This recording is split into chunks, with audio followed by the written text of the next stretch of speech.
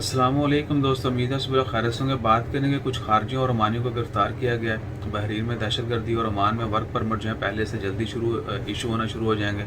अभी तो खैर बंद है, लेकिन इन फ्यूचर जब ओपन होंगे वर्क परमिट और वीज़ास वगैरह तो क्लियरेंस जो है वो जल्दी मिलना शुरू हो जाएगी।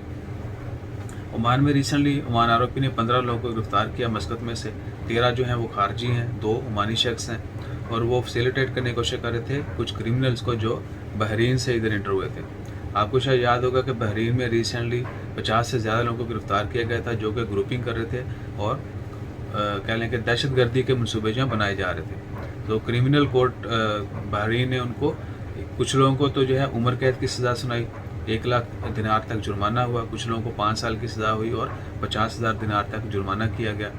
उन्हीं में से कुछ लोग इर्द गिर्द के ममालिक में छुपने की कोशिश कर रहे हैं। तो जो ओमान में इंटर हो रहे थे, आगे उनके लिंक थे, तो जो लोग उनको फैसिलिटेट कर रहे थे उनको गिरफ्तार कर लिया गया। 2 ओमानी शख्स हैं, 13 का तल्लुक जो कहा जा रहा है कि वो खारजी हैं। अभी तक नेशनलिटी रिवील नहीं की गई कि खारजियों में जो है कौन कौन से नेशनल हैं। आप सबसे रिक्वेस्ट है कि हमेशा जो है हर चीज़ से बाखबर रहें। बाखबर मीन कि हो सकता है कि आपके इर्द गिर्द या आप किसी को जानते हो जो किसी भी गैर कानूनी काम में मुलव्वस हो, तो उसकी सपोर्ट मत करें।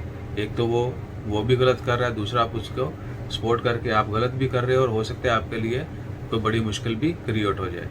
सो हमेशा जो है अपने आप को इन चीज़ों से सेफ रखें। जो दूसरी खबर है वो है रिसेंटली ओमान आरोपी और दीगर मिनिस्ट्री ऑफ फाइनेंस की जानब से, मैन पावर की जानब से अनाउंसमेंट की गई कि फ्यूचर में जो वर्क परमिट हैं, मजूनिया कह सकते हैं या क्लियरेंस कह सकते हैं, वो पहले कई वीक लग जाते थे, बहुत ज़्यादा दिन लग जाते थे, बल्कि महीने भी लग जाते थे। मेरी क्लियरेंस लास्ट टाइम वीज़े की 6 महीने बाद मिली थी कंपनी को।